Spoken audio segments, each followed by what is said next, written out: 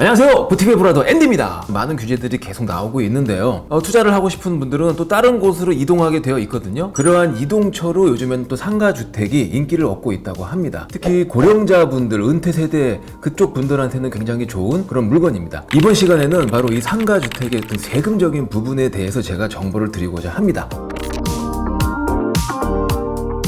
장점은요, 내가 실거주도 할 수 있다. 나머지 공간을 월세를 줌으로써 내 생활비에 보탰을 수 있다.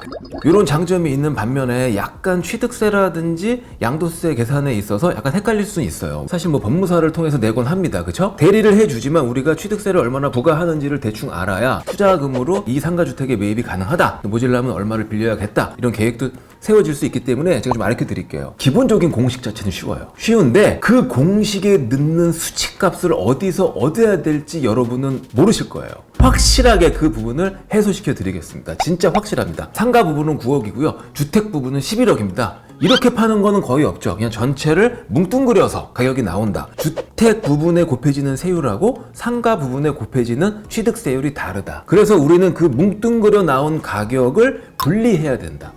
부동산 공시가격 알림이가 있습니다. 세 번째 개별 단독주택 공시가격을 클릭을 하세요. 내가 지금 사고자 하는 걸 열람을 해서 이제 확인을 하면 돼요. 근데 이제 보시면은 주택 같은 경우에는 대지를 함께 포함해서 개별 공시가격이 도출이 됩니다. 이때의 개별 공시가격을 적어 놓으세요. 주택에 대한 개별 공시가격입니다. 대지의 지분도 여기에 함께 공시가격에 들어가 있는 거예요. 자, 됐어요. 한번 상가 부분을 봐야겠죠. 상가는 그 대지를 포함해서 계산해 놓은 공시가격이 없습니다. 상가는 따로 봐야 돼요. 상가 시가 표준액을 조회하셔야 되는데 요거는 위택스로 가시면 돼요. 지방세 정보, 그래서 건축물 시가 표준액 조회 이쪽으로 들어가서 다 정보 입력하고 하면은 딱 뜨거든요. 이거는 상가로 쓰는 부분의 연면적에 대한 시가 표준액만 나오는 거예요. 딱 이거 적어 놓으세요. 그래서 이건 건물부만 해결이 됐고요.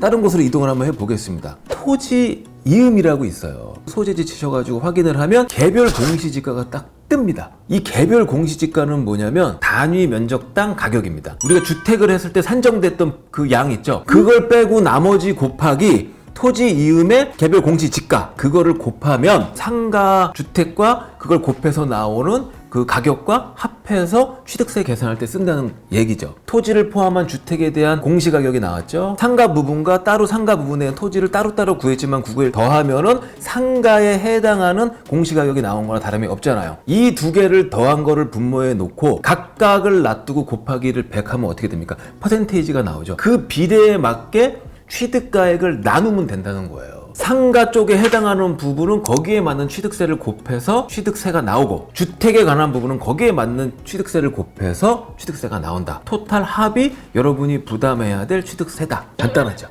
이 취득세가 중과되는 경우가 있지 않습니까? 다주택자가 한 채를 더 샀을 때 최대 12%까지 중과가 됩니다. 주택 부분에만 12%가 분과가 되기 때문에 아무래도 부담이 줄어들 수 있겠죠. 자, 그리고 이번에는 또 양도소득세 말씀을 드릴게요. 9억이 초과되더라도요, 주택이 차지하고 있는 연면적이 상가가 차지하고 있는 연면적보다 많을 때에는 주택으로 봐주면서 1가구 1주택의 비과세도 9억까지 혜택을 줬고요, 장기보유 특별공제도 80%까지. 그러나 2022년도에는 변경이 됩니다. 9억 이하는 과거랑 똑같아요. 근데 9억이 초과됐을 때에는 주택에 해당되는 부분에서만 비과세라든지 장기보유 특별공제를 가는 거죠. 그리고 상가는 상가대로 양도소득세를 부과해야 된다는 얘기입니다. 그럼 10억이었다. 근데 주택에 해당되는 부분이 6억이었다. 그리고 상가에 해당되는 부분이 4억이었다. 6억 기준으로 비과세 9억까지니까 해당이 됩니다. 비과세가 돼요. 하지만 상가 부분에 해당하는 4억은 세금을 내셔야 된다는 거예요. 과거 같은 경우에는 이게 10억에 팔렸으면 10억에서 9억 빼면은 1억에 대한 세금만 부담했을 거 아니에요. 근데 지금은 대상 금액이 4억이잖아요. 부담액이 늘어날 수밖에 없다. 이 청약을 통해서 신축 못 받는 사람들은 재건축 또는 재개발 지역으로 간 거죠. 재개발 지역 같은 경우에 상가 주택을 구입해 놓으면은 주택 부분에 해당되는 부분은 주택 입주권을 받고요, 상가 입주권까지 받습니다. 그래서 1+1도 가능하다는 거죠. 그런 이유로 인해서 이쪽에도 투자가 많이 들어간 거예요. 다만 가격은 절대 싸지 않다. 재개발 지역에 있는 상가 주택은요, 그만큼 낡았다는 거거든요. 미래는 존재합니다. 왜? 입주권을 1+1으로 받을 수 있기 때문에. 허나 새로운 집과 새로운 상가를 받기 전까지는 버텨야 되거든요. 개발의 기간이 오래 걸릴 수도 있다 이 말이죠. 구입 가격은 비싼데 노후화된 동네에 비싼 금액을 지불하고 들어올까요? 주변 분위기도 좀 어수선해지고요. 빠져나갈 사람도 좀 빠져나가고 좀 그런 느낌이 들어요. 동네 자체가. 그럼 아무래도 상권이 점점 위축되고 이제 작아지는 상권이거든요. 수익률은 좋을 수가 없을 것이다. 이런 거 감안하셔야 된다는 말씀이에요. 이 상가주택 같은 경우에는 황금성이 좋지 않습니다. 5년 이상, 7년 이상 이렇게 가다 보면요. 돈이 필요한 순간이 생기거든요. 황금성이 좋지 않다면 너무나 난처한 상황에 처할 수 있지 않겠습니까? 우리 은퇴하신 분들도 그런 것들을 고려해서 접근을 하셔라. 재개발 지역에 있는 경우에는 많이 노후가 된 상태이기 때문에 본인이 실거주함에 있어서도 열악할 수 있다. 저는 무조건 입지론자예요. 무조건 좋은 입지에 들어가 있는 상가주택을 사라. 그 절대적인 입지로 가기에 돈이 부족하시다면 상대적인 입지라도 좋은 곳으로 가셔라. 개발 이후의 이익, 그리고 개발 이후에 쭉 부동산은 수십 년 보유할 수 있는 거 아니겠습니까? 상승 여력의 차이가 크더라. 이런 것들 참고하셨으면 좋겠습니다. 오늘 영상도 좋으셨다면 구독, 좋아요, 알림 버튼까지 부탁드리겠습니다.